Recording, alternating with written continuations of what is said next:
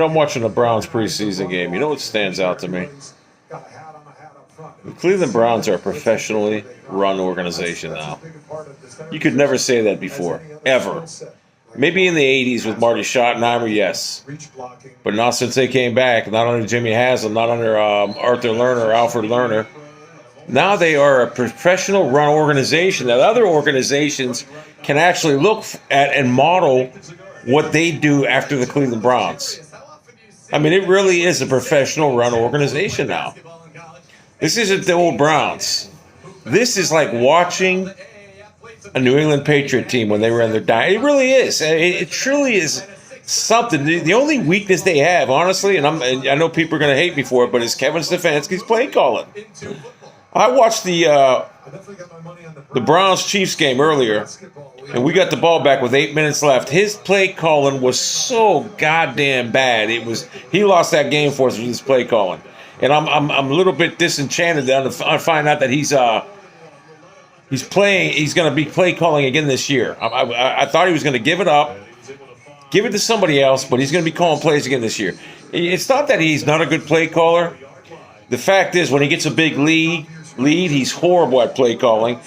And when the game's on the line, like against the Chiefs, that if you go back and watch that, when we got the ball back with 8 minutes left, his play calling was absolutely horrible. But when we get a big lead, he's horrible. And I'm a little disappointed in that. But other than that, there's not a weakness on this team. Not one. I'm looking at it now. It's just a solid, professionally run organization. And I just hope Stefanski, if he blew that Kansas City Chiefs game, anyone can say what they want, he blew it. Go back and watch when we got the ball back with 8 minutes left. I don't know what the fuck he was thinking. You got Chad Henne on the opposite line. You should have fucking scored. I don't know what it's almost like he was trying to, we had an 18-play drive prior to that possession. It was almost like he was trying to control the clock, thinking Mahomes was still on the field. You had Chad Henne over there. You score. Who cares if you leave 5 minutes left? But, yeah, he blew us that game. And people can say what they want.